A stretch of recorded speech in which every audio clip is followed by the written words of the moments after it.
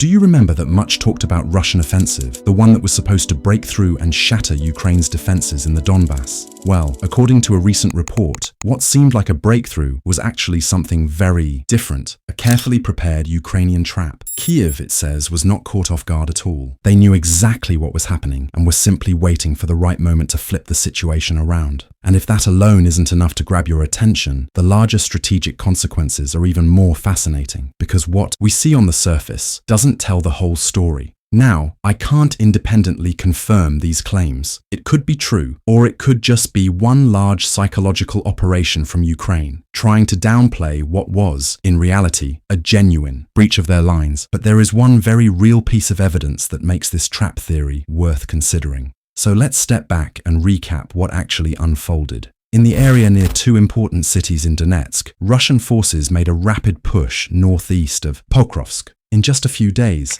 they captured around 100 square kilometers, far quicker than the painfully slow pace we've seen in recent months. On the surface, it looked like Ukraine's defenses had finally been pierced. And that was a dangerous prospect, because Russia was getting close to Ukraine's main fortifications. If those had collapsed, it could have triggered a domino effect, with losses spreading either westward or eastward across the front. At the time, reports suggested that Ukraine simply didn't have enough troops available to fill the gap. That shortage of manpower, we were told, explained how the breach had happened in the first place. That was the situation as we last left it, with my own caution that it was still developing. I said then that more needed to happen before we could call it a disaster for Ukraine. And I also questioned whether domino effects like this even apply in modern warfare, where drones make up such a large part of today's defensive fortifications. What we now know, based on Ukrainian announcements and independently observable frontline shifts, is that the Azov Brigade stepped in. They cut off Russian forces inside the salient, leaving the remaining troops either trapped in a hopeless position or already destroyed. Kyiv went further, claiming that 385 Russian soldiers were killed and 37 vehicles taken out. But it's worth noting that many of those vehicles were just motorcycles, which makes the tally sound less impressive than it first appears. This brings us back to the report in question. According to it, this was all a pre-planned trap. Ukrainian drones had been monitoring Russian movements in the area, watching as troops gathered. Instead of blocking the advance immediately, Ukraine allowed them to push forward, right into a pocket where their own forces were waiting. The result was a kill zone.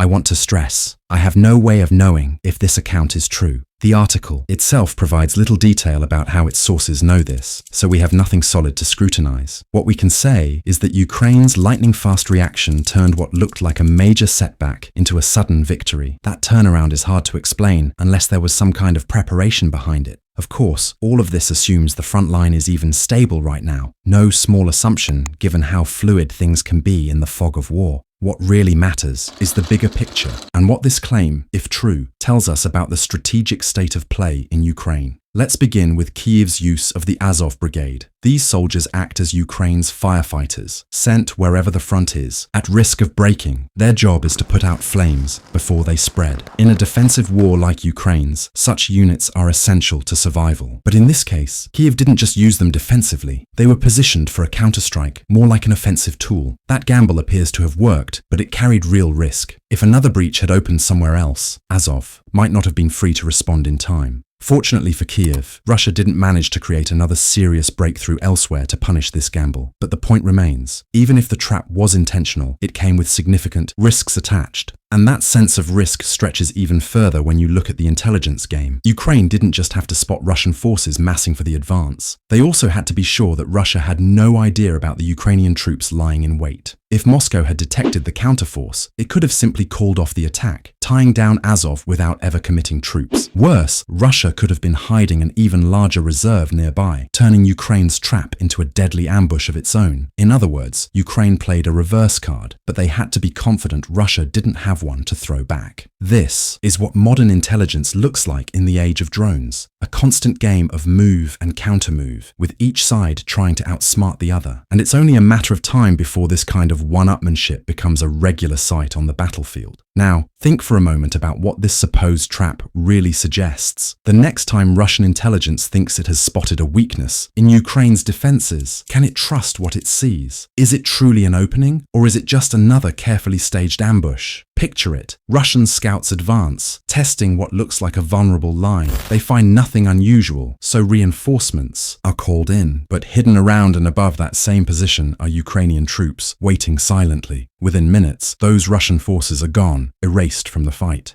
Of course, this cycle of deception raises another possibility. Maybe Ukraine wasn't setting a trap at all. Maybe they were caught off guard, and it was Azov Brigade's quick reaction that saved the day. Perhaps Ukraine's drone intelligence network isn't as all-seeing as we've been led to believe. In that case, why claim it was a trap to plant doubt, to make Moscow hesitate the next time it thinks it has found a breakthrough? Because hesitation could mean the difference between victory and disaster.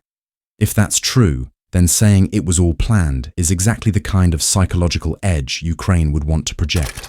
The operation ended well, so why not spin it as deliberate brilliance instead of a lucky recovery? I can't tell you whether that's what really happened, but this is the conspiratorial nature of war. Everyone's guessing, everyone's deceiving, and nothing is ever clear. Drone surveillance gets plenty of attention in headlines, but I don't think most people fully grasp what it means in practice. Honestly, I'm not sure I do either, not as well as I'd like. I've been working on a bigger project to make sense of the larger picture, but that's a story for another day. So, if we return to the assumption that this really was a trap, what does it reveal about Ukraine's manpower situation? The dominant narrative for nearly 2 years has been that Ukraine simply doesn't have enough soldiers. Yes, drones have helped cover some of that gap, but manpower has always been a weak point. This has created a constant debate in the West. Some allies argue that without fresh troops, military aid won't be effective. Others hesitate to send more help until they see proof of manpower. It's a classic chicken and egg dilemma. Now, this trap doesn't prove that Ukraine's manpower issues are solved, but maybe the shortages aren't quite as severe as they've seemed. The fact that Azov could be spared for this operation suggests Ukraine still has the capacity to respond flexibly. That may help explain why Russia hasn't scored any other decisive breakthroughs lately. It's not for lack of trying, but because Ukraine keeps sealing the gaps just in time. One other layer to consider: timing. This maneuver unfolded during the Anchorage summit between Putin and Trump.